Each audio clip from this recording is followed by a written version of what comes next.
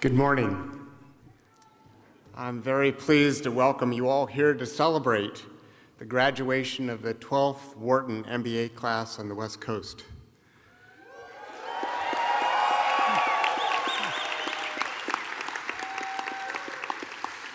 I'm Doug Collum, the Vice Dean for Wharton San Francisco.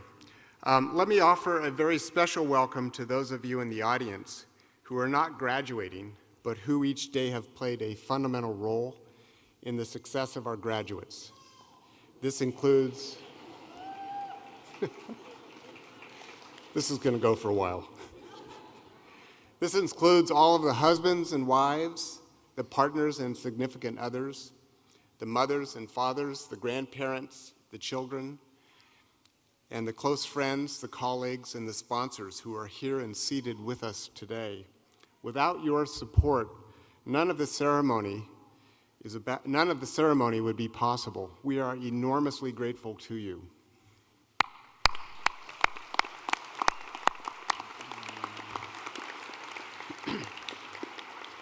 So as all of our students can testify, Wharton San Francisco offers an immersive and transformative experience. You may not be aware, however, that there is another immersive activity that goes on here in another way each year. It's the hours and hours put in by the staff who have responsibility for organizing the graduation ceremony and the lunch which follows. Allison Grant is our special events director and has been putting together the details on the ceremony today for about the last 6 months. And Amy Weinstein-Hazen, you all know Amy, who as the program manager for Class 38 not only played a big role in organizing the festivities today, but she has also been personally responsible for the last 2 years in making sure that each of you got here on task and on time. Will Allison and Amy please make themselves known? And all of us owe you our sincere thanks.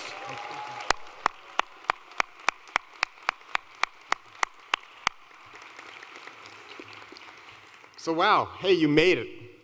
From where I'm standing, lights notwithstanding, you guys look really good. Frankly, there are some moments where I wasn't sure that we would actually be seeing some of you here today, so we're delighted you're all here. As you graduate today, you'll be joining the growing ranks of alumni from the Wharton San Francisco campus, which dates back to the first class in 2003. That was about 12 years ago. There are now approximately 1,000 of you who have graduated from our program, and you will be adding to the ranks of the 9,000 or so Wharton alumni who reside on the West Coast and the 92,000 Wharton alumni worldwide. I have to say it's been my great fortune to get to know many of you personally. In the time that I've been at Wharton, I've come to realize that each class is unique, that it has its own personality. And Class 38 is a special one. We will miss seeing you around campus. It's been a real pleasure for me. Even though it's been 2 years, I really wish we had some more time. It's also true that the experience you have all gone through together as students over the last 24 months is as important as the MBA degree that will shortly be bestowed upon each of you. As time marches forward from this Sunday morning in May 2014, you'll look back upon your 2 years at Wharton and you'll remember this experience as a collection of moments that stand out in your mind. You'll think back to the intensity of orientation week back in May of 2012, wondering when you were just starting out as new students and wondering if you were going to be able to pull it off.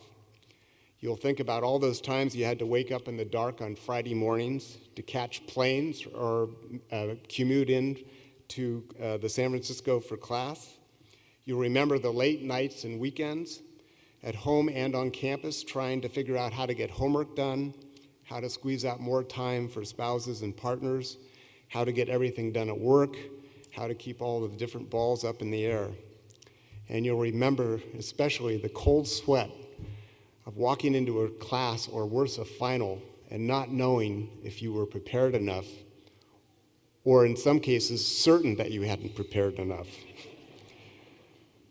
But more importantly, you'll remember the good times. You'll remember the times you had together as classmates, both in the classroom and out. You'll remember the lasting relationships that you formed with some of your professors. You'll remember the pub nights at the Meridian Hotel, karaoke nights, bowling, baseball games, and so on.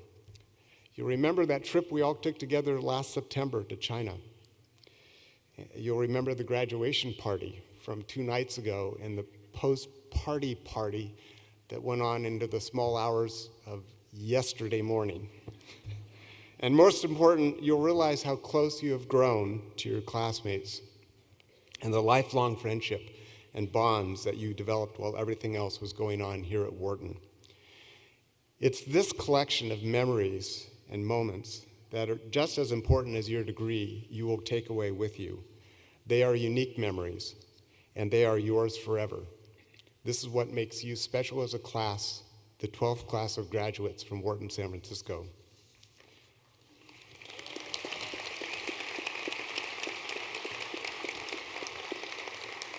At this time, it's my privilege to introduce Tom Robertson, the Dean of the Wharton School.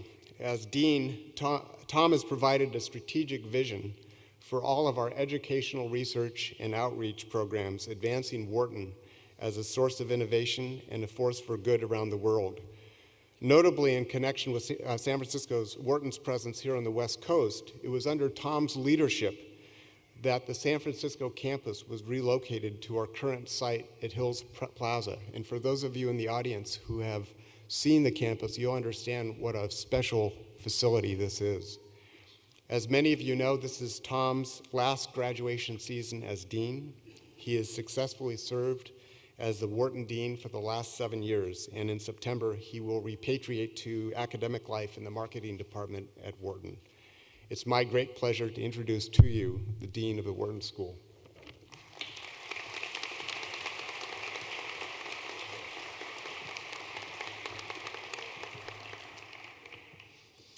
Thank you, Doug, and good morning.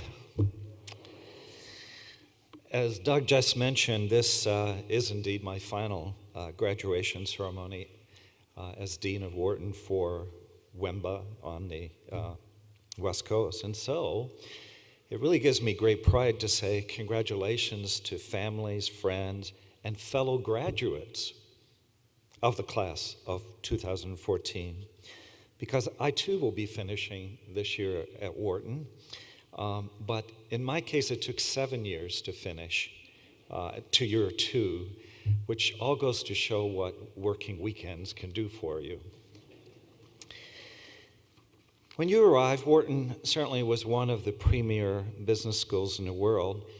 But as you leave, U.S. News and World Report has ranked your Wharton as #1, and I have a little foam something or other that says #1.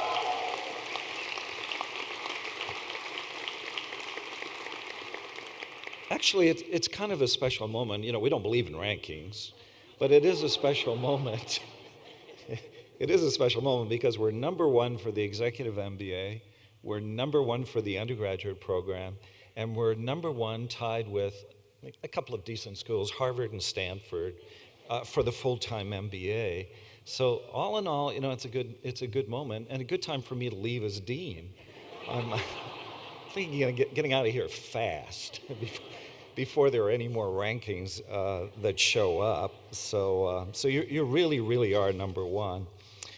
And I'm going to hold the foam finger up for one more second because I think this would be a good moment to share a photo for social media. This would be #WhartonGrad. And I'm going to invite some of our faculty and guests up, and we're going to take a selfie with you in the background. So.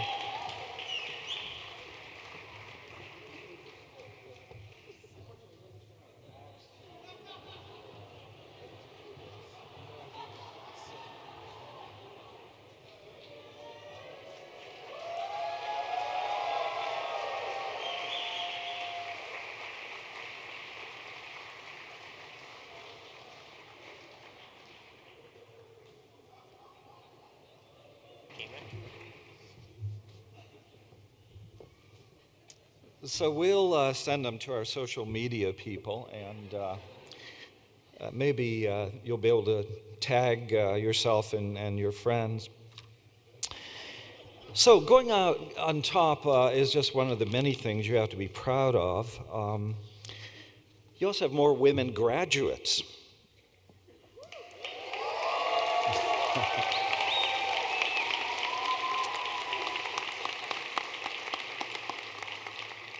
We like women. And I have every confidence that you'll usher in a day when the world's halls of power will more closely resemble the world's people. Now, I understand you become quite the explorers. Doug mentioned China. I know you've been to Napa Valley, Lake Tahoe, various other places, which of course begs the question, were you here to enhance your business training, or was this training for retirement? And I do want to note that if you ever miss Wharton, which you will, you can always find us on Sirius XM Radio, powered by the Wharton School, channel 111. So tune in, channel 111.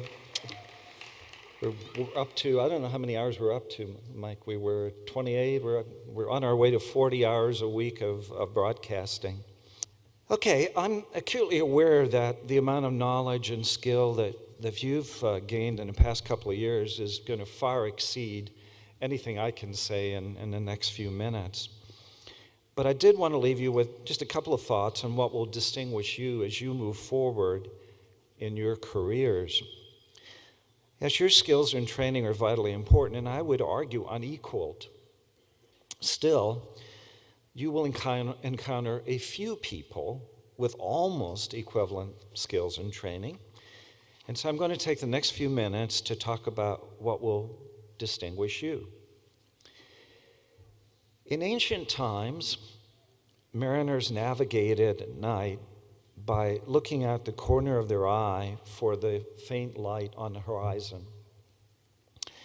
They did this because when you look directly at a faint star, it seems to disappear. But when you look just off to the side, you see it was there all along. There's a physiological explanation for this involving the rods and cones in your eye, but I want to make a more metaphorical point. Similar to the ancient mariners, if you stare directly ahead all the time, you're likely to miss the fainter lights seen only out of the corner of your eye that sometimes offer greater guidance. How many times have we heard that only a tiny percentage of communication is verbal? How many times has each of us paid dearly for missing a subtle gesture, a tone of voice, a look? Data, too, delivers subtle cues, especially in large organizations. Outlying data have a tendency to get ignored as they move up the chain of command. And it takes special attention and deliberate awareness to look for the fainter light that sometimes offers greater guidance.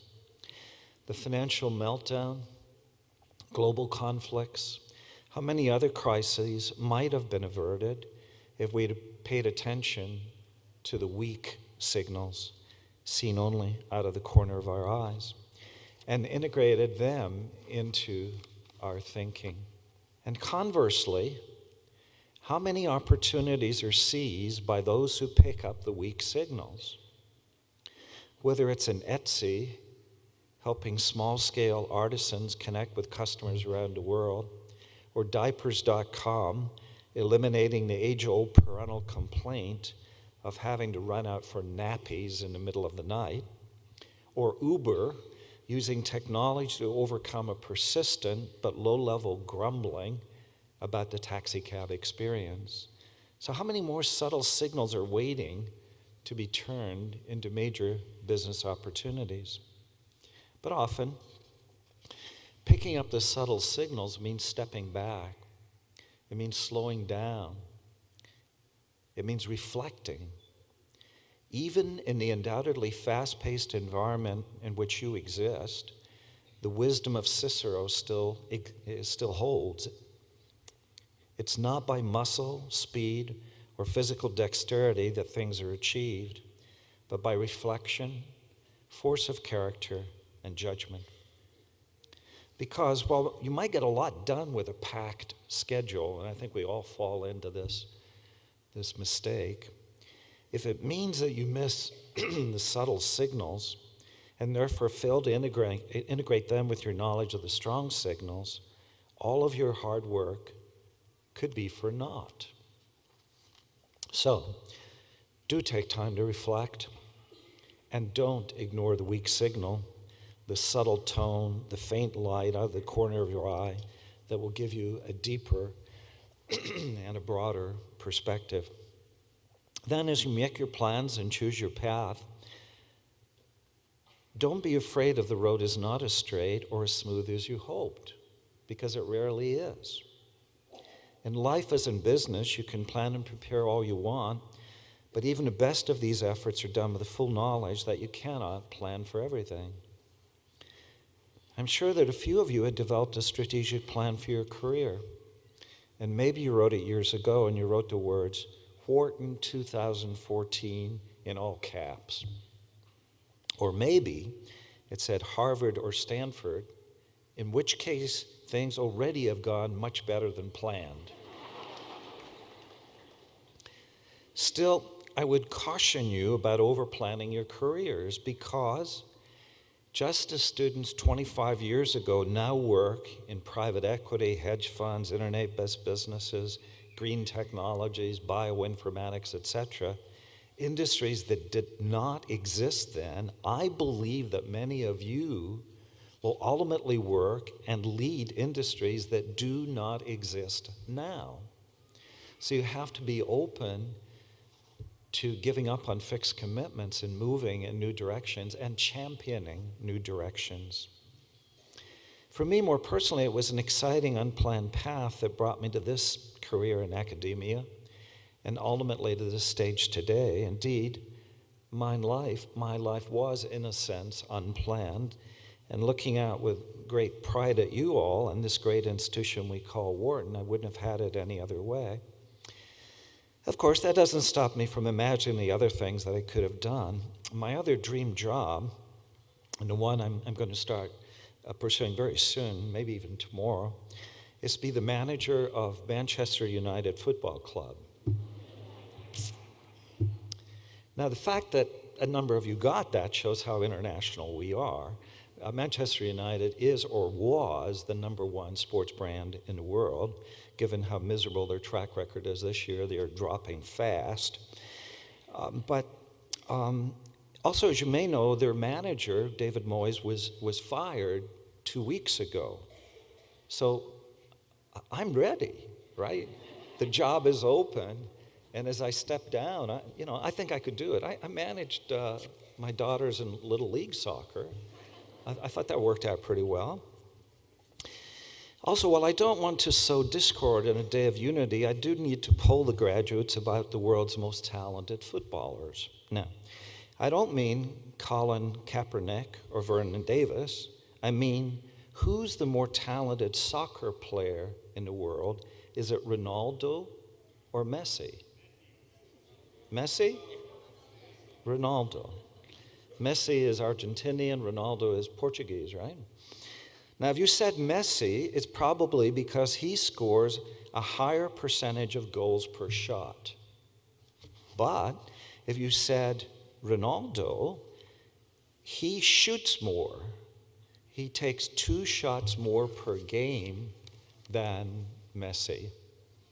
So the idea of taking the shot, incidentally, I'm not saying Ronaldo's better. I'm just saying he shoots more. When Messi does shoot, he scores more often. The idea of taking more shots holds in almost every sport, or I think it does hold in every sport if there are shots involved.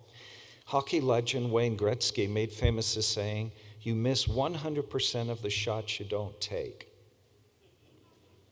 And he took more than 5,000 shots on goal to score his record 894 goals in ice hockey. In baseball, just to cover more sports, Hall of Famer Reggie Jackson struck out more times than any other player in the history of baseball. But that's not what we remember him for, and that's not why he's in the Hall of Fame. It's all about how many home runs he hit and how many games he won hitting home runs. Now, I recognize that we keep talking about sports. We're going to have to move this ceremony over to the bar at the Meridian, over to the Wharton pub. But I think my point holds. We reward and remember those who take the shot. Being in the Bay Area, I want to offer a final observation. The word cyber, which has become a prefix for so much in the world of technology, actually comes from the Greek word meaning helmsman, or one who steers the ship.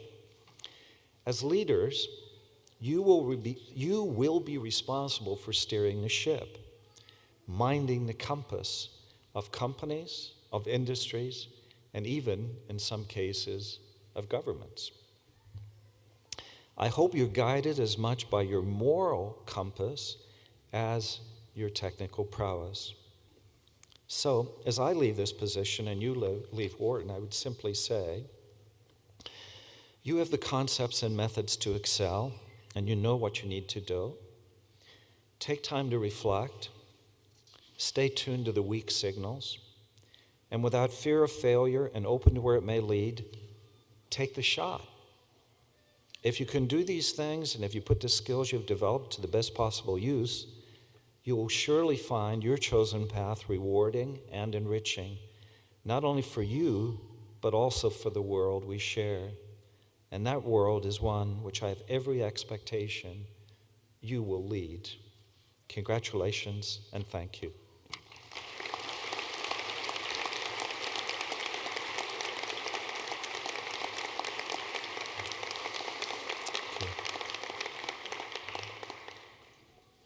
It's now my great honor to introduce Neel Kashkari, our keynote speaker. Neel currently is candidate for governor of California, but more importantly, he's a Wharton grad. Just kidding about that. Before he set his sights on Sacramento, Neel worked for the U.S. Treasury in Washington, where he assisted nonprofits, congressional leaders, and financial institutions that were helping distressed homeowners avoid foreclosures. In 2008, Neel was appointed by the U.S. Senate as Assistant Secretary of the Treasury, and in that role, he oversaw the Troubled Asset Relief Program, known as TARP. He negotiated with congressional leaders of both parties to write and pass landmark legislation to prevent a widespread economic collapse. For his leadership, Neel received the Alexander Hamilton Award, which is the Treasury Department's highest honor. More recently, Neel worked for PIMCO here in the California area, a global investment management firm. And this past January, he had announced his candidacy for governor with a platform focused on creating jobs and ensuring every California student gets a high-quality education.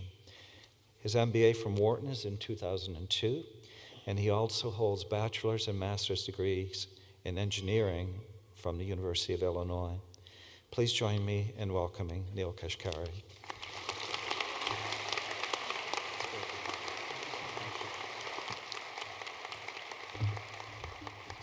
Thank you so much, Dean, and thank you all for having me. It is really an honor to be here. You know, I sat in your shoes 12 years ago, and that's not that long ago. And so for me to get to come back and speak with all of you and address you at your commencement, it's a tremendous honor for me. So I'm really grateful that you invited me. Now, typical for Wharton grads, so for all of you, I want to succeed in everything that I do. So as I was invited here, I thought, I want to succeed in delivering the speech. I want to exceed your expectations. But what is success in a commencement speech? So I asked some of my colleagues on my campaign, I said, can you remember your commencement speaker from when they graduated with their undergraduate degrees? And most could remember the commencement speaker. And then I said, can you remember what that commencement speaker spoke about? And almost no one could. I mean, ask yourself right now, can you remember what your commencement speaker in undergrad spoke about? Well, I'm hoping that I leave you with you leave this and you think this was an interesting talk. And I hope that 5 years from now or 10 years from now, maybe I leave you with something that you remember. And if you do 5 years from now or 10 years from now, remember the speech, do me a favor and send me an email because I will be thrilled to hear from you. If you don't remember it, then we'll both go our separate ways and we'll forget about it, and that'll be fine. So we'll remember the success, we'll forget the failure. But I hope I succeed today. Here's what I want you to take away from this. I want you to take away from this speech that we should all strive for humility. I'm going to say that again. We should all strive for humility. And I'm going to make my case to you now. You know, each of us is different. Each of us has our own hopes and our own dreams for our lives. Some people set very specific goals. Let's say you want to be a parent, you want to be a mom or dad, or you want to be a CEO, or you want to reach a certain level of economic success, or maybe you want to start your own business. Each of those goals is right. There's no right, there's no wrong. It's just customized for you. Now, for me, my own life, you know, I've gone through a lot of self-reflection, which I'm going to share with you. My own life is not about reaching a specific goal. For me, my own life is a journey. My journey that I've realized that I've been on over the past, I'm 40 years old, over most of my life, is I'm continuously seeking to pursue the biggest challenge I can find that I think is also important. So for me, it's not enough to be challenged, or it's not enough to do something important. For me, I need to do something that I think is both challenging and important. So for example, if I decided to go climb a mountain, no doubt climbing a mountain would be very, very difficult, for me at least, but it wouldn't scratch my itch, my need to do something that I think is important for the greater good. And so for me, it's do something important that is also challenging. So here I am today. I'm running for governor of California.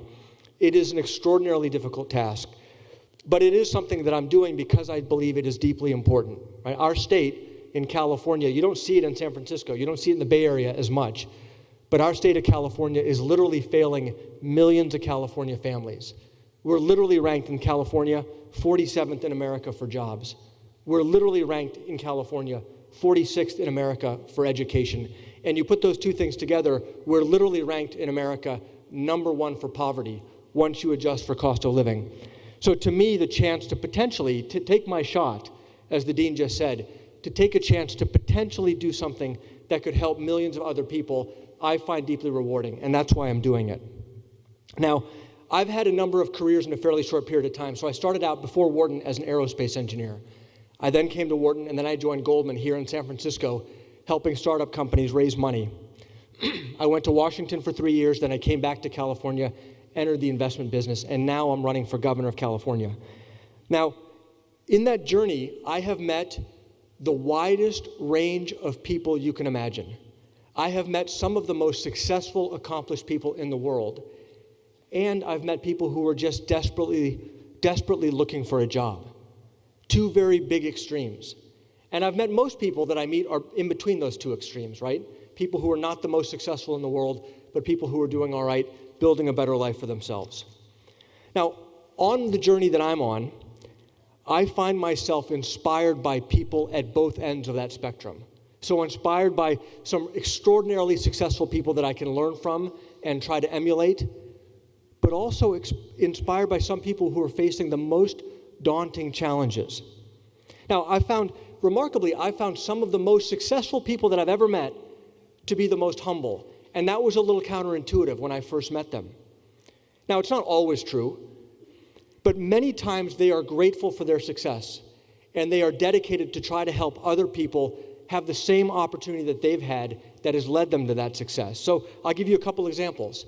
Some people that I've gotten to know very well, my old boss, Hank Paulson, the Treasury Secretary, or former Fed Chairman Ben Bernanke. During the financial crisis, they and we were dedicated to one thing, stabilizing the global economy on behalf of people everywhere.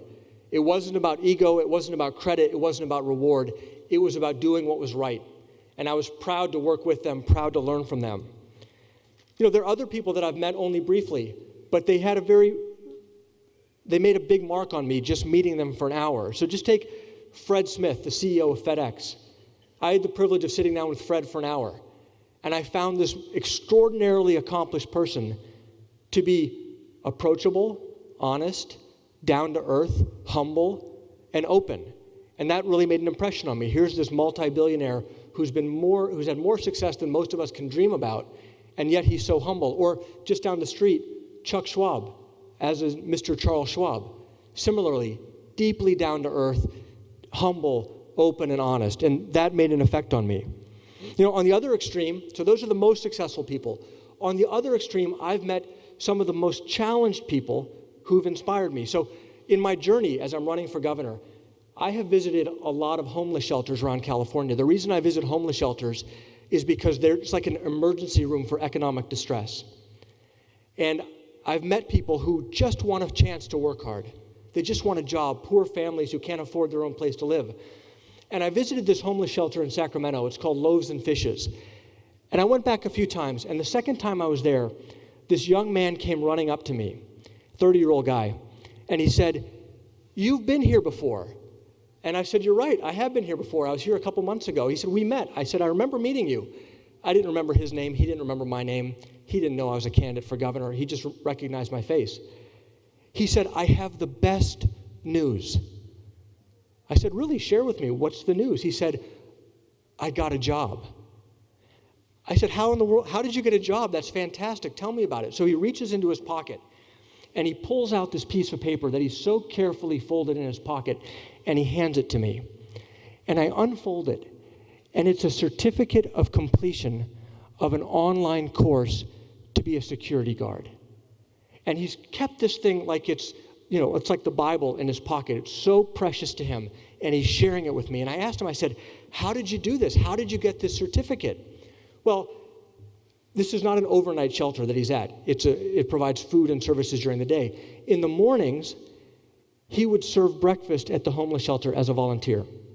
And they would give him a free meal, by the way. And then in the afternoons, he would go to the public library, and he found this online course, and he used the public computer, and he took the online course, and he completed the course, and he got his certificate. And I said, "That's amazing. Then how did you get the job?" He opened the yellow pages, and he called every bar and restaurant in Sacramento and said, "Do you need a security guard?" And one of them said yes. And then Sister Libby, the nun who runs the shelter, was his reference. And she called and she said, "Yes, I know this young man. He's a good, honest young person. Give him a chance." And they gave him a chance. And this guy was beaming at how his life had turned around. So I was obviously touched by this and inspired by this. So I asked him, I said, "Look, I just have to ask you, where are you sleeping?" Oh, he said, "Oh, I'm still sleeping on the street. But my whole life has turned around because I got a job." Now, I'm blessed that he shared that story with me and that experience with me. And so in my journey, I found people on both ends of the spectrum to learn from and to be inspired by. And that has really touched me. But I got to be honest with you, it's not always inspiration. Once in a while, and it doesn't happen very frequently, but I can promise you I remember every case. Once in a while, I meet someone that really disappoints me. And honestly, you're going to see I'm a very direct person. Usually it's an overpaid egomaniac. Honestly, maybe a classmate of one of ours, a fellow MBA who has a big job, who's making a ton of money, and who does not appreciate how overpaid they are relative to their contribution to society. And a lot of times their ego races way ahead of reality. And it just struck me. I said, how can it be that people who are the most successful are so humble, people who are at the bottom can also be humble, and yet sometimes those of us in the middle get a little bit confused, and we lose track of where we are. And so I've thought a lot about that. How can people not realize what else is going on around us? And so what I've realized is that success always has three elements. For each of us, success has three elements. Some combination of skill, that's why you're here at Wharton, to develop your skills. Some combination of hard work, no doubt you all work very hard. And some combination of luck. And we are all extremely lucky. But as a society, we don't talk about luck. When someone has success, we hoist them up as heroes, as geniuses, and says, "Look at how remarkable this person is. They're a genius."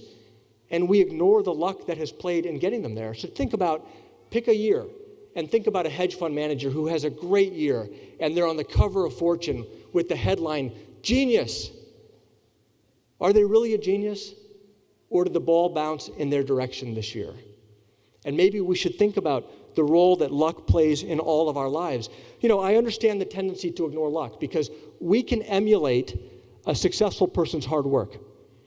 We can try to emulate a successful person's skill. That's why we all went to Wharton, to develop our skills. It's very hard to try to emulate luck, and so we ignore it, we discount it. But luck plays a very important role. My own journey that I'm on has forced pretty intense self-reflection and a recognition of how lucky I have been. I grew up middle class. My parents came to America about 50 years ago from India.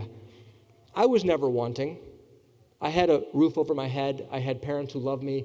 They were educated, so they saw to it that I would get that good education. Am I normal or am I lucky? I'll give you another example. I visited a Boys and Girls Club, and I met with kids aged 13 to 18 who've been in and out of jail. And in many cases, this is their last stop. If they screw up again, they're headed to state prison. And I met these kids who faced such obstacles, and I was just soaking it all in. And then at the end of my tour, I turned to the young woman, 25-year-old woman who was giving me the tour, and I said, before we conclude the tour, what's your story? Why are you here? And she said, I'm not interesting. I just work here. And I said, no, hang on. When I was 25 years old, it never occurred to me to work at the Boys and Girls Club. Why are you here? And she sat down and she shared her story with me. She told me how when she was a kid, the Boys and Girls Club had helped her. Because at age 6, her mom went to state prison and her dad was already a drug addict. So she and her brother went into the foster system and bounced around to different foster homes for years. Then at age 10, she got placed in a stable home with a foster mom who loved her. And at age 11, she was walking down the street with her foster mom, and she saw something out of the corner of her eye. And it was the bumper sticker on a car, and she asked her foster mom, she said, what is that? And her foster mom said, oh, that's University of California, Davis. It's a very good university. And she said right there at age 11, she decided, I'm going to UC Davis. So I heard this, and I said, that's amazing. At age 11, you decided you're going to go to UC Davis. What did your teachers think about this? Oh, my teachers told me I have no chance. Kids like me don't go to the University of California system. We go to community college, if we're lucky. That's what her teachers told her. I said, what did your family say? She said, well, my foster mom was supportive, and she encouraged me. But my aunt, my biological mother's sister, said, why am I wasting my time? I'm going to end up in jail just like my mother. But she said, no, I'm going to UC Davis. She decided at age 11 she's going to UC Davis, and she went to UC Davis. And she graduated from UC Davis, and she went to graduate school, and she graduated from graduate school, and then she decided to work at the Boys and Girls Club to help other kids have the same opportunity that she had, to realize that they can aspire for more. They are not going to be held hostage by the circumstances of their childhood.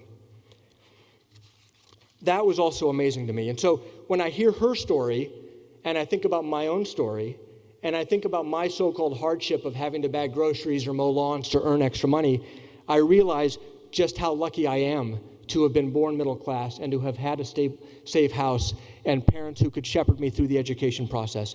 Let's be honest, we've all been extremely lucky. You're graduating from Wharton. I graduated from Wharton. How many more talented applicants applied every year and there are not enough seats? How did we get in? Maybe the ball bounced in our direction on the day our application landed at Wharton. We are all lucky to be here, and I think we should all be grateful for that. I'm so fortunate myself in my own career. I was working at Goldman. I was a vice president. I've been out of Wharton for 4 years, and President Bush picked the CEO of Goldman Sachs to become Treasury Secretary. What are the odds of that? So I picked up the phone and I called him up and I said, I want to come with you. I don't care if you want me to lick envelopes. I just want to come and learn and serve. And he said yes. And when I went to Treasury, I worked really hard. There's no question about that. But there's also no question, if the ball had not bounced in my direction a number of times throughout my life, I would not be here today. To me, humility is the natural product of appreciating just how lucky we are. I am not so remarkable. The ball has bounced in my direction. But here's the thing, humility itself, it's not just a virtue. It's not just the product of recognizing how lucky we all are. To be honest with you, it is also in our own self-interest. Humility makes us more open to ideas. It makes us open to learning from others. It makes us open to spotting our mistakes and our shortcomings and then working to try to compensate for them. Are the extraordinarily successful people that I talked about, are they humble because of their success, or are they successful because of their humility? I suspect it's both. I suspect that their initial success was enabled by their humility and their openness to learning, but their humility deepened as they became more successful and recognized how much support and luck they received along the way. So each of you has to determine for yourself what your hopes and dreams are, what your goals are, what your path is, what's important for you. Only you can determine that. And you should absolutely be proud of your achievement today, and all of the families should absolutely be proud of you, as I am proud of you for your achievement. But I would ask you, in a moment of self-reflection, to ask yourself, what was your combination of work, hard work, skill, and yes, luck that has helped you get here today, and that will absolutely take you forward. I deeply believe that if we all strive not only for success, but also for humility, I believe we will all be more successful and that our society will be stronger as well. Thank you very much.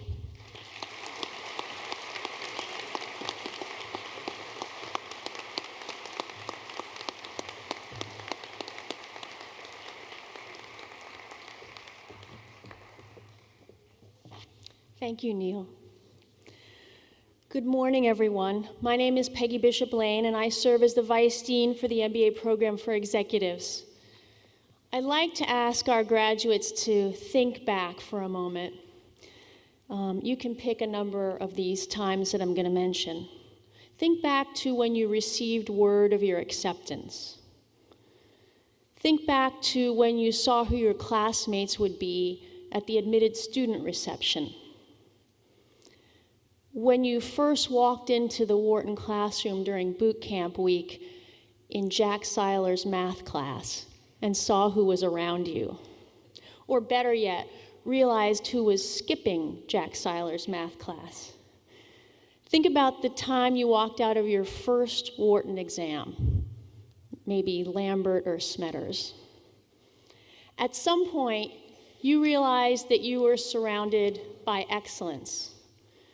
Maybe it wasn't the first time in your life that you felt this way, but this was probably new. For some of you, likely daunting. For others, exhilarating. And this excellence we find at Wharton in many forms. Of course, you find it in your classmates, whether in their career paths, their academic experience, the charitable acts they take on, their creativity, devotion to family, but you also see it in our faculty, the time they take with you, their breakthrough research, or the way they can explain a concept. The facilities that you enjoyed, the state-of-the-art classrooms, and that view, you're going to miss that view. The fantastic staff that go out of their way to care for you from admissions to beyond today, the alumni community you're part of, and the opportunities that will present themselves and await around every corner. For me and for us, this is the honor that we get to experience every day, the sheer pleasure of being around excellence on a daily basis. It spoils you. It raises your expectations, not just of the people around you, but of yourself. You've already discovered ways to take the excellence that you found and absorbed at Wharton and combine it with the excellence that you brought with you and make things around you even better. Some examples. You took your commitments to creating a better world and organized an incredibly successful social impact conference. You took your interest in fashion and combined it with personal experience and are using fashion to help find a cure for cancer. You parlayed your experience on a global modular course to concretely help a community in Rwanda. And as a highly trained physician, you're founding a business to develop and bring to market the next stage of medical screens for chemotherapy tests. Those are just a few examples, but in all these cases, you didn't settle for the status quo. You took what was already great and made it better. To quote Aristotle, we are what we do repeatedly. Excellence, then, is not an act, but a habit. Today, as you prepare to embark on the next phase of your journey, I implore you to maintain this expectation, this habit of excellence. This, I hope, is the mark that will stick with you. Yes, you should always remember that assets equal liability plus equity. There are 4 Ps and 5 Cs, and you take on positive MPV projects. But if you can hold on to the commitment to excellence, you and the people and the organizations that you touch will have a much improved chance for success, for shaping the world, and for a better and more productive life. Expecting excellence will drive you to continue a lifetime of learning, of understanding, of idea generation, and of appreciation.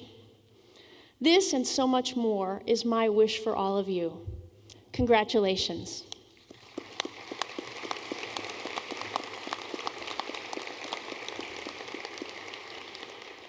And now it's my pleasure to introduce your student graduation speaker, who's demonstrated this excellence at Wharton in so many ways.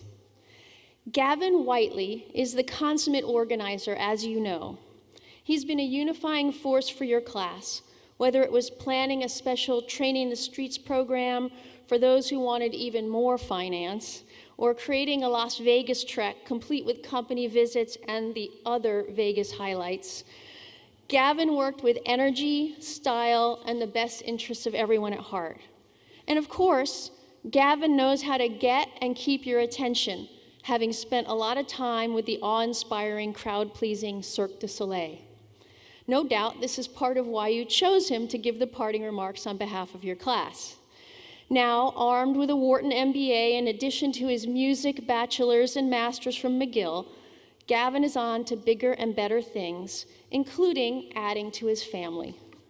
Gavin, we're all anxious to hear from you, as we know you will engage us and bring us together yet again on this glorious day. Ladies and gentlemen, Gavin Whiteley.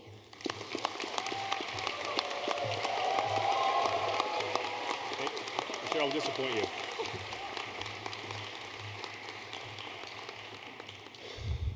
Dearest classmates, honored family members and friends and distinguished guests, I am the luckiest person in this room right now, because from up here I can clearly see the faces of all my classmates one last time. The truth is, today is the last time that all of us will be together in the same place. Wharton alum Nassim Nicholas Taleb, in his book The Black Swan, wrote, "Ideas come and go, but stories stay." The story I would like to tell you begins in a place not far away, in a time that seems like it was long ago. May 20th, 2012, Wharton, San Francisco. 100 strangers walked in the door.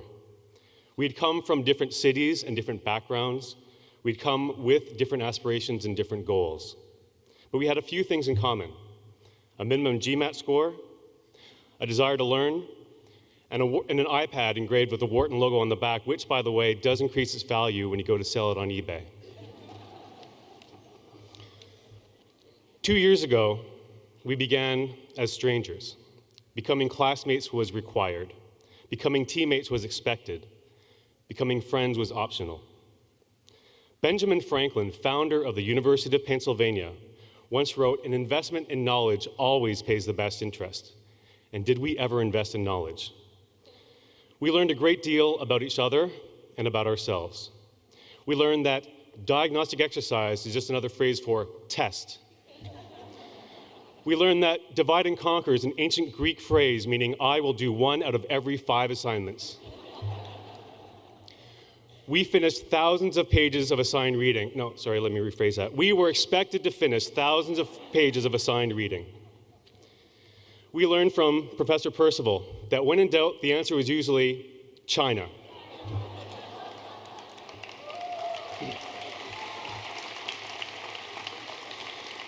Even when the question was, where will we go for our class trip?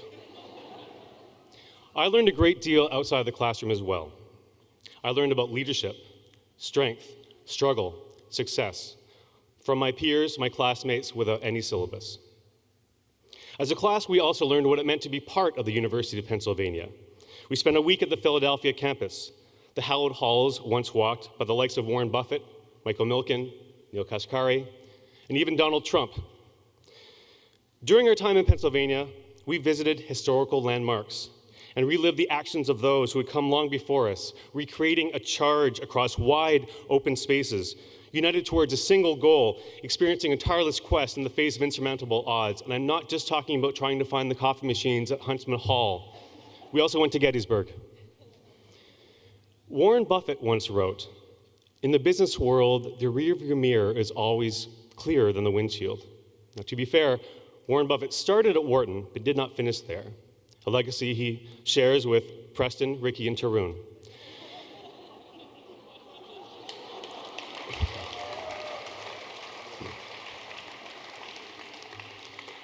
When we began our second year, we said a brief farewell to Edwin and Jesse and welcomed Beth, Jeff, Cameron, Kevin, Alvin, Laura, and June into our class. And June became the new record holder for longest commute, traveling 6,000 miles each way just to get to class, making even Bay Area traffic seem very insignificant by comparison. For the rest of us, the longest part of our Wharton journey was our class trip to Beijing and Shanghai, 2 cities just 5 hours apart by train, yet somehow 8 hours apart by plane.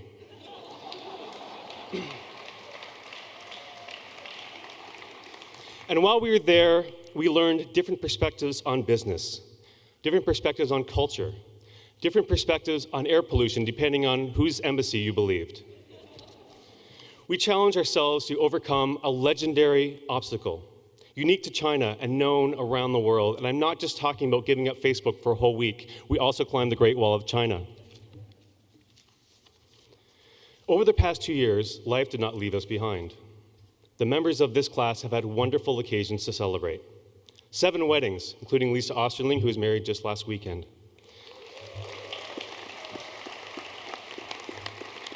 15 class babies at last count, including Saeed, whose daughter was born the first week of class, making her now 6 terms old. And I know for a fact we have other additions on their way soon. Along our 2-year journey, we've also made sacrifices. At times, we've neglected our families, our partners, our friends. Some of you in this room may have heard us say things like, "It's okay, honey. When this is over, we still have the rest of our lives together." Fortunately for you, that payback you've been waiting for begins today. Many of you were never with us in the classroom, but were behind us all the way.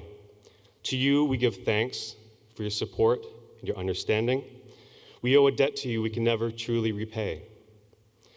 In and out of the classroom, there are 3 wonderful women who consistently directed their time and energy towards this class, creating the tone of inclusion, generosity, and encouragement that defines us. Thank you, Angela Chen, Sarah Kim, and LJ Kwok, for defining the spirit of Class 38.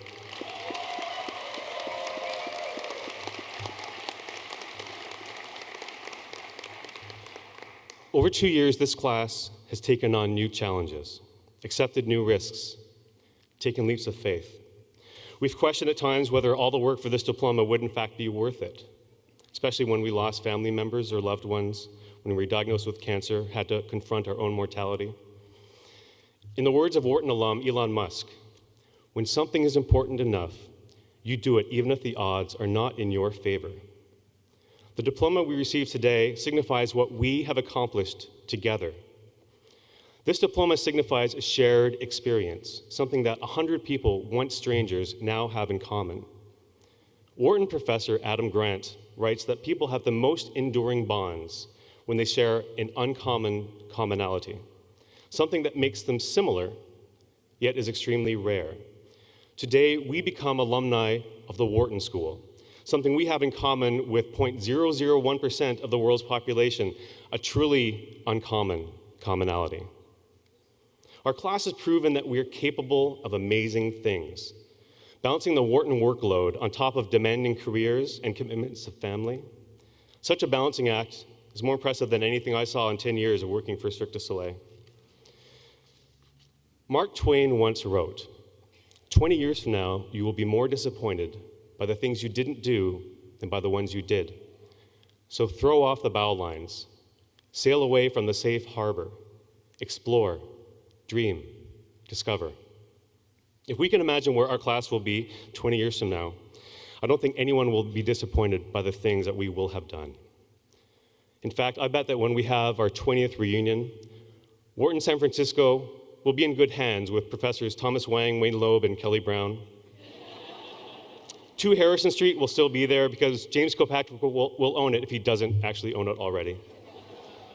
Sophia's successful clothing line will come in handy when Crystal Denard is picking the outfit for her Nobel Peace Prize ceremony. Countless lives will have been touched by the cancer treatment research of Christian and medical device innovations from Maroon, Bilal, and Summit. We'll have heard about it all through the Stringer News Network owned by Lindsay and Brian. We'll be following the exciting new ventures from Anna, Kamal, Kumar, Matthew, and Mihal, thanks to sizable investments from the venture capital firm of Castro, Cavallo, Kahn, and Smith. Secretary of Defense Ted Hart will fly Air Force One to reunion, along with Treasury Secretary Sullivan and President Pavlitz. Ted may even offer a lift to Simon Rycraft, the British Prime Minister.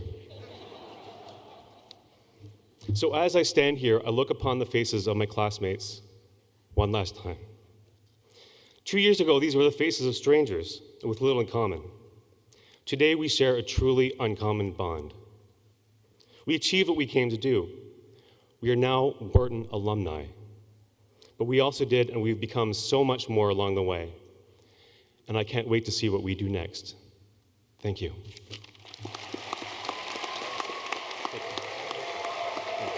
Thank you.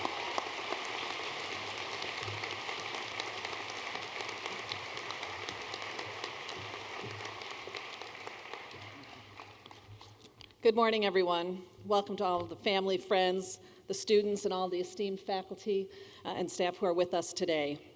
My name is Bernadette Bird, and I'm the Executive Director for the MBA Program for Executives here in San Francisco, and truly, truly honored to be amongst all of you today. Part of what I do is help to work with admissions to bring this class together, and as I've seen you all grow and develop and become smarter and become more engaged in community and business and growing businesses and creating just so much more, it's really an honor to be here today. Part of what I'm doing this morning is the honor of talking about what goes beyond the academic classroom, about the environment that our students create and the people that make that happen. Gavin did an amazing job talking about many of his classmates who've had an impact on the energy, the time, the talent that goes into creating a true sense of community that will go beyond these 2 years and will create just an amazing alumni community for the next 50 years and beyond. So I believe our award winners are standing to the side here. So I have the honor of talking a little bit about Dean Patrick Harker Award. This is one of the few times that we've actually had 2 students who've won the award. They tied for this. And so the Dean Patrick Harker Award was based on Dean Harker, who was the dean up until of Wharton up until 2007. At that time, he became president of the University of Delaware, but he left a lasting legacy with us. He provided the impetus for the establishment of Wharton San Francisco, and it was in order to extend the school's global reach to new audiences and industries, and we see that amongst our students. This undertaking was a significant challenge, requiring innovative thinking, perseverance, and leadership. The Dean Patrick Harker Leadership Award will be presented to the 2 students who best exemplify this spirit. If I could have Jennifer Pavlitz and Gavin Whiteley. Hello there, Jennifer. Jennifer was one of our class gift co-chairs. She helped organize and rally support from her classmates for this fundraising efforts. And we're going to hear a little bit more from her about that topic in just a few minutes. But this was just one of the many contributions that she brought to the class as a whole. She is the Managing Director, Innovative Clients and Sales Leadership at Merrill Lynch. She did her undergraduate studies at University of Illinois Urbana-Champaign in business marketing, and she's just been such a great influence on our class and truly a leader. So a little gift for you. Okay. Jennifer, thank you very much.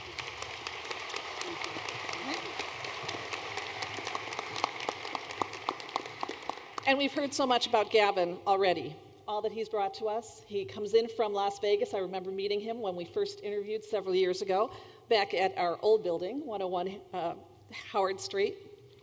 And he's the consummate organizer, pulling groups together for all intents and purposes. As Peggy mentioned, he helped organize Train the Street.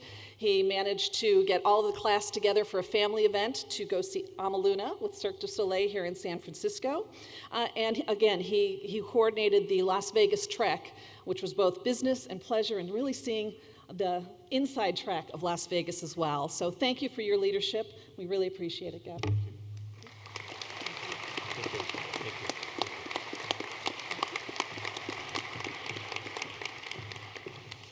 And next, we have the Benjamin Franklin Award. Benjamin Franklin Award will be bestowed upon the student who has exhibited a strong work ethic, demonstrated a practical application of ideas, fostered teamwork, and was quick to lend a helping hand in order to give back to her class. Kelly Marie Brown, please come forward.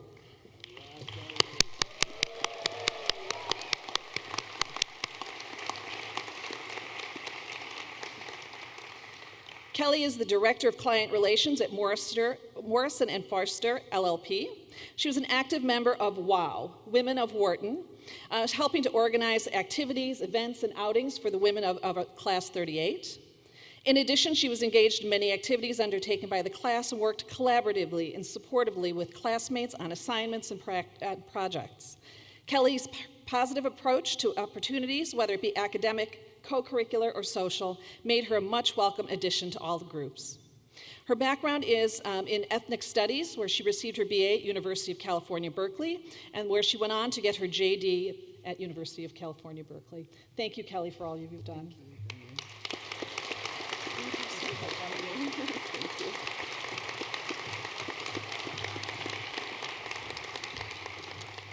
And next, I would like to call forward Angela Ying Chen.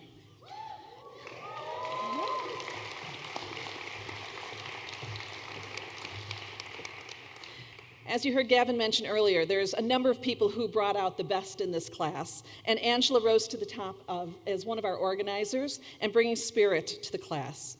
So for the Dean's Spirit Award, it will be bestowed upon the student who's been a catalyst in bringing students together and most contributed to the Wharton experience by generating enthusiasm among the class members to make these 2 years so memorable. Angela has been in corporate strategy and finance, most recently at Vantage Data Centers. She is our social butterfly, in addition to being a wonderful academic, and she's one of the official party and activity planners of the group.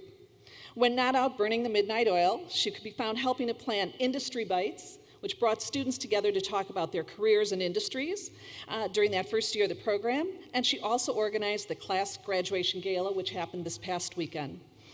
She's worked tirelessly on these and several other initiatives. And she comes to us with a background with a BA in business economics from the University of California, Los Angeles. Thank you for all you've done, Angela. Thank you, Bernie. Appreciate it. Thank you for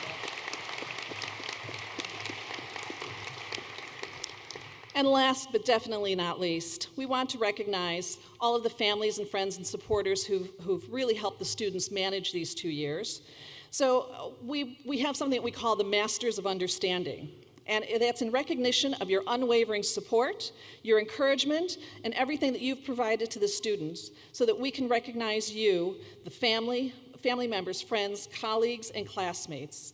So these awards were presented to the students, and we hope that you've received those from your students as well. So a round of applause for all of those family members and supporters of our students.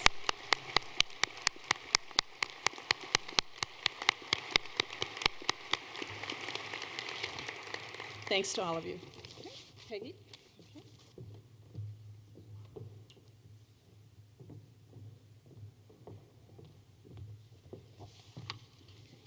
It's now my great pleasure to announce our highest award winners, beginning with our faculty. We recognize those instructors who you rated as most successful in the classroom, those who stimulated your interest, communicated new ideas, and demonstrated the best of what it means to be a teacher. For the core curriculum, the Excellence in Teaching Award goes to Andy Abel for macroeconomics and Christian Turwish for operations management.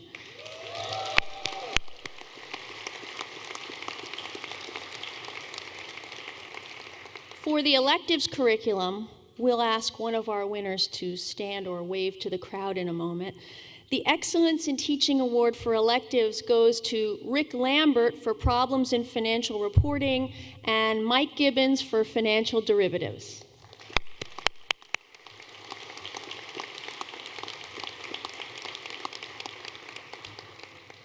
There's one other faculty member I'd like to recognize today, Professor John Percival. Professor Percival is retiring after many years of service.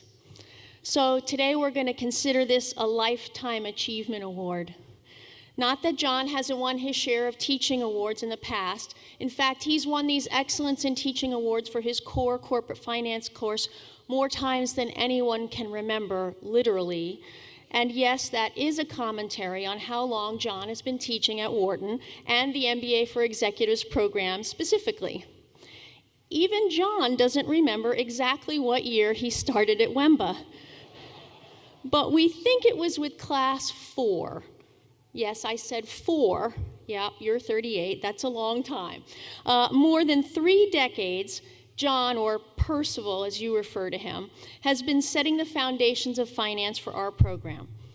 If I did the math correctly, and John can correct me if I'm wrong, he has taught about 5,000 Wemba students over the years. He's taught all of the San Francisco students, and I should note that he's attended all but one San Francisco graduation ceremony. Nearly every graduate of our program has learned the fundamentals of finance from this wonderful teacher. In fact, just last week, a graduate from class 35 came to visit and unprovoked told us that he wouldn't have the job he had today if it wasn't for Professor Percival. I'm sure there are myriad stories like that around. This truly marks the end of an era at the Wharton School. So John, we'd like to profusely thank you and mark with a token of our appreciation and affection the impact you've had on all of us, on this program, on the Wharton School, and on the business community. Professor John Percival, please come up.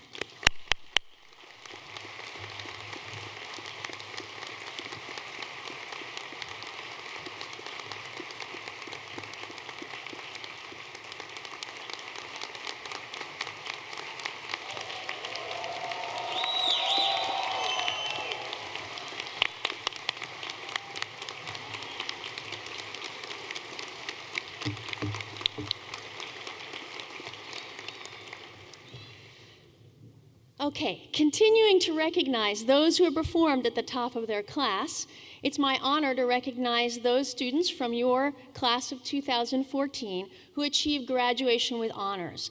This award is given to those whose GPA falls in the top 20% of the class. When I call your name, please stay where you are, but rise so we can all recognize you. Valerie Constable,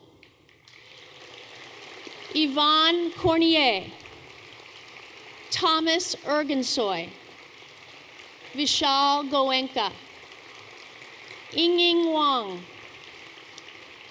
Bilal Arshad Khan, Wayne Loeb, Robert Lundy, Kabi Patti, Rajiv Paklapati, Michał Pilowski, Jennifer Pavlitz, Saurabh Sinha, Dennis Sullivan, and Ryan Wyndham.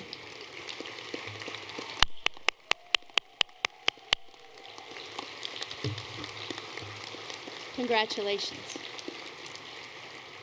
Now, this last set of students not only earned graduation with honors, but also the designation of Palmer Scholar.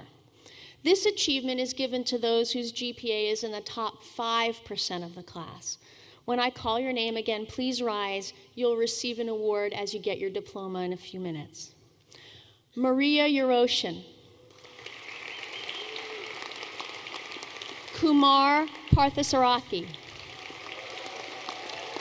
Matthew Pender, Kamal Raj, and Thomas Wong. Congratulations to all of our honorees. And now, Wharton MBA class of 2014, please line up for roll call and the awarding of diplomas. Subu Arumugamangalam.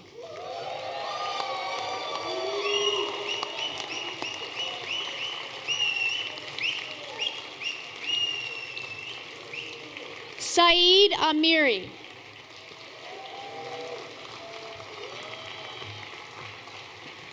Christian Opfel.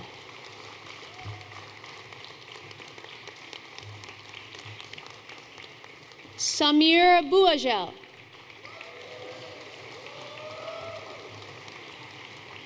Chad Boyd.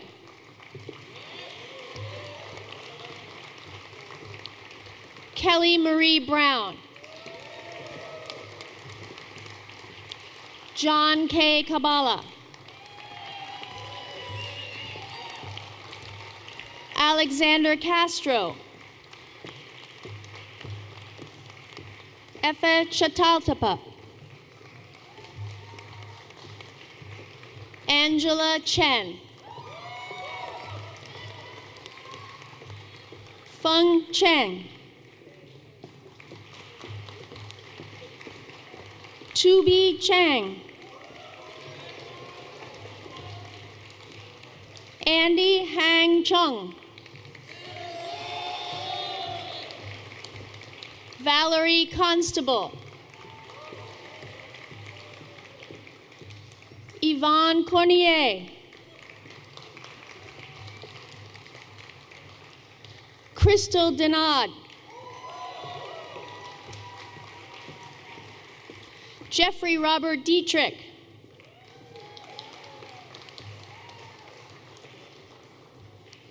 Rochelle Yvonne DeVoe.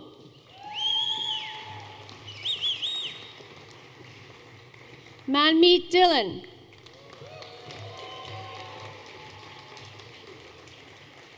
Dennis Michael Doyle.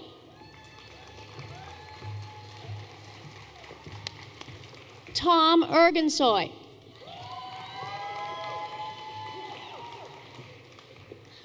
Maria Euroshin.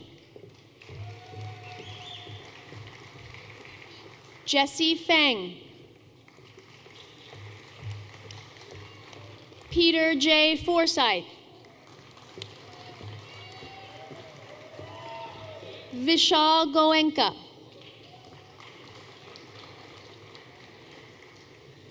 Edwin Gomers. Sebastian Edward Goodwin.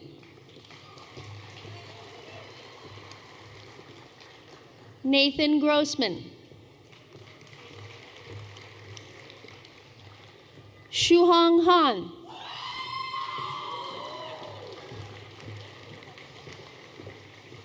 Edward Butler Hart.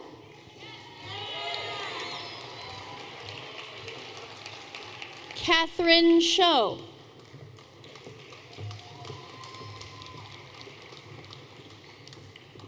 Ying Huang.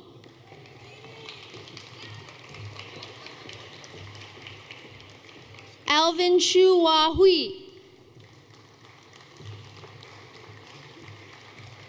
Lawrence Cow.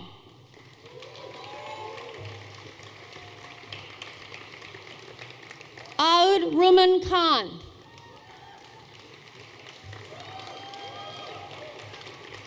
Bilal Arshad Khan. James Anastasi Kilpatrick.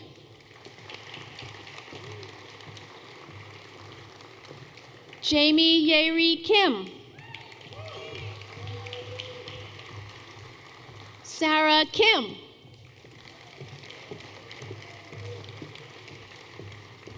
Stuart Ronald Koch. Ramon Kohavi.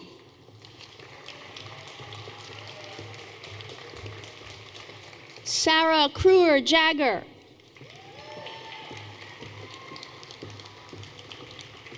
Arun Kumar. Lisa Jean Kwok Yang.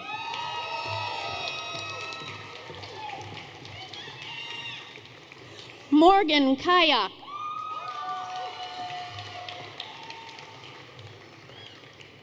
Anna Lai.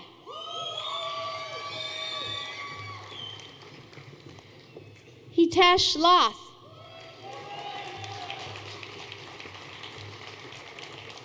Eric LeMay. Kevin Lennart. David Lenny.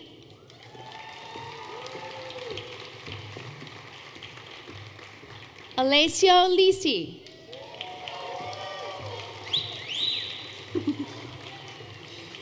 Wayne Ari Loeb.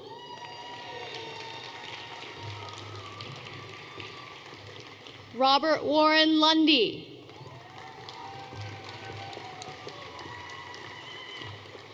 Nilima Shailesh Mane. Teresa Maratukulam.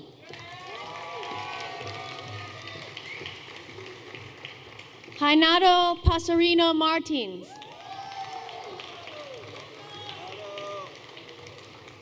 Charles McCullough.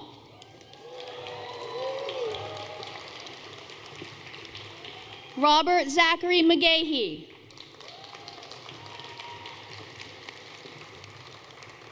Elizabeth McGrath.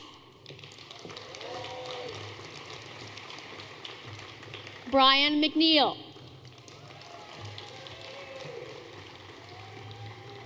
Shrira Mukherjee.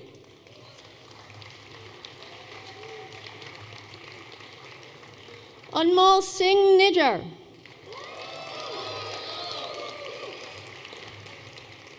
Tim O'Friel.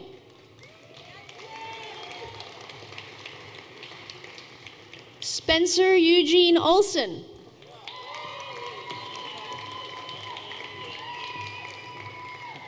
Lisa Marie Osterling. Kamran Ozer.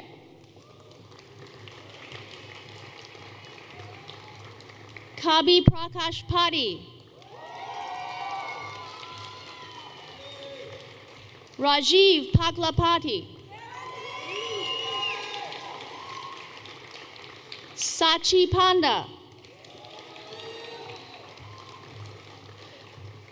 Tahir Peru. Kumar Lakshmi Parthasarathi. Elizabeth Pataki. Samit Jayanti Patel.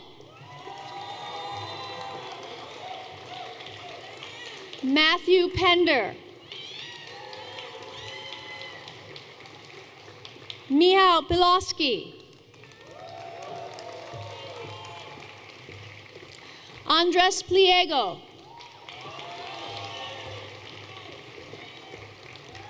Jennifer Robel Pavlitz. Yeni Ra. Kamal Kanchi Raj. Preeti Rathi. Simon Rycraft.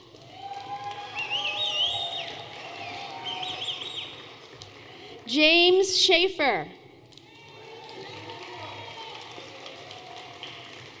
Joseph Salim. Simran Sethi.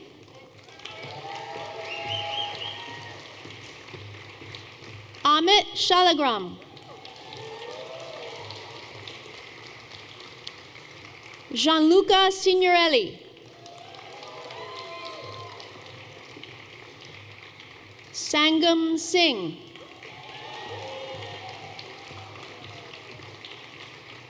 Saurabh Sinha. Richard Allen Smith.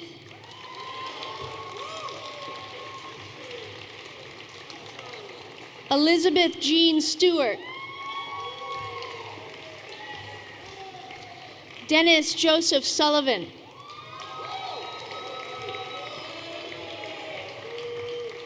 Michael Frederick Tomzik.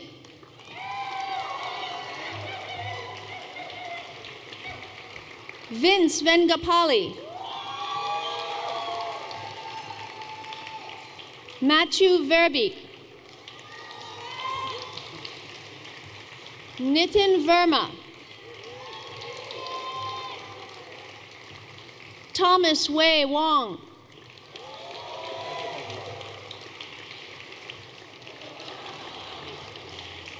Tianlin Wang.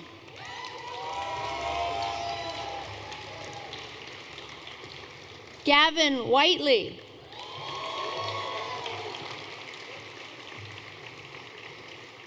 Ryan Wyndham. Zofia Woshinska. And Yan Wu.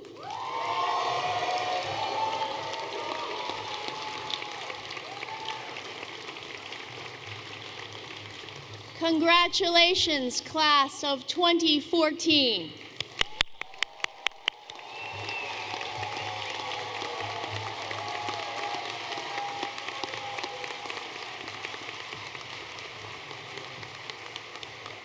Good afternoon, graduates, distinguished guests, family members, and friends. I am Claire Lineweber, Director of Wharton Alumni Relations.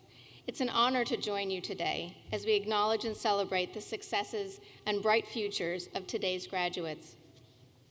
Among these achievements, we must count your class gift campaign. The Wharton School thrives because of the generous support of its alumni, and your contributions are critical in helping Wharton maintain its prominence among business schools. The class gift links you to Wharton's philanthropic past and our promising future. Gifts of every size have an impact, and we are grateful for and humbled by your contributions.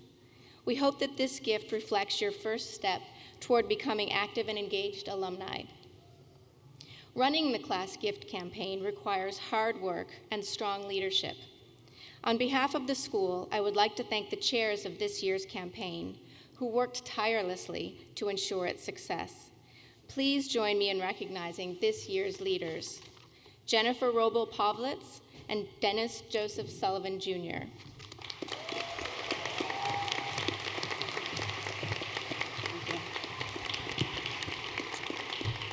It is our distinct honor to thank our classmates today for their generous contribution to our school. Our class has been characterized as one of the most diverse classes in terms of background thinking, right, Bernie, right, Amy, right, Doug? And simultaneously, one of the most cohesive, unified, and supportive classes. We like to think of this as the power of the 38 network. The class campaign was no exception to our characterization of diversity of thinking and yet unity of purpose. The campaign gifts by our classmates became about reflecting on the gifts of both time, talent, and treasure that we gave each other, that the school gave to us, and that we now give back. And in that spirit of investing time and talent, I want those family members, friends, and the entire audience to know that my co-chair, Sully, Dennis Sullivan, demonstrated immense moral character, strong leadership, and frankly, classy persistence. Thank you for the privilege of serving together with you, Sully. Sully and I learned a few things in our leadership class and our management class from Professor McDuffie, and one of them was put great people, a strong team around you. So in that spirit, I'd like to ask the 10 ambassadors to stand and be recognized as I call your names. Folks, these ladies and gentlemen were selected by us for their positive influence, their leadership, and their optimism in tackling any mission to engage the entire class. They worked tirelessly to tackle questions, concerns, and bring to light the higher purpose, and frankly, to just get it done. Please hold your applause until all 10 are standing. Angela Chen, Tom Ergensoy, Vishal Goenka, Ted Hart, David Lenny, Charles McCullough, Beth McGrath, Tim O'Friel, Matthew Pender, and Yan Wu. You are true leaders and heroes. We thank you.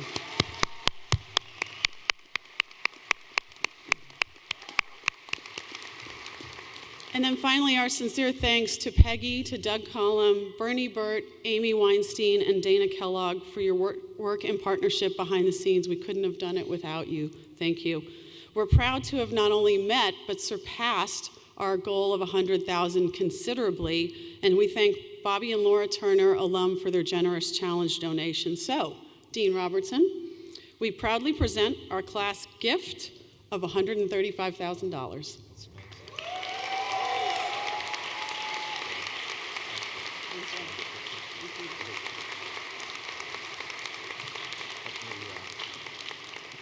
May I thank you and the entire class.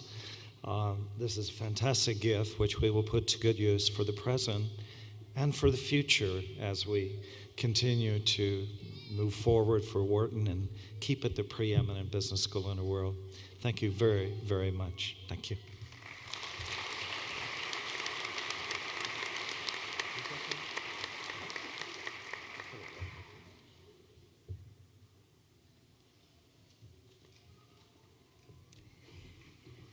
Now I am delighted to share with you a cherished Wharton tradition.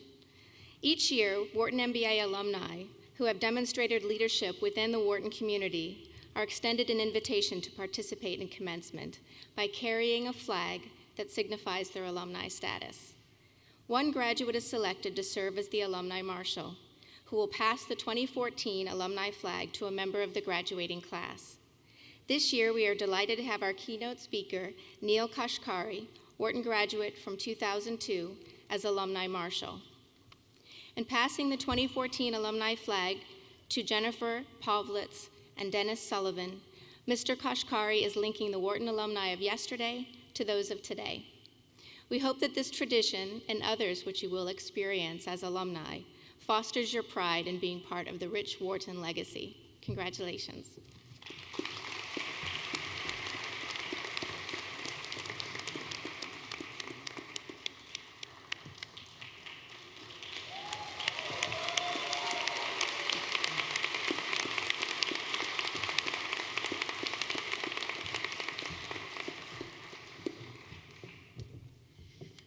So we hope that everybody has enjoyed the ceremony. We are so proud of our graduates, and we thank the family, friends, and colleagues as well. Graduates in class 38, I think it's customary at this time to switch your tassels from the right to the left. And to our audience, on behalf of the Wharton School, it is our honor to present to you the class of 2014.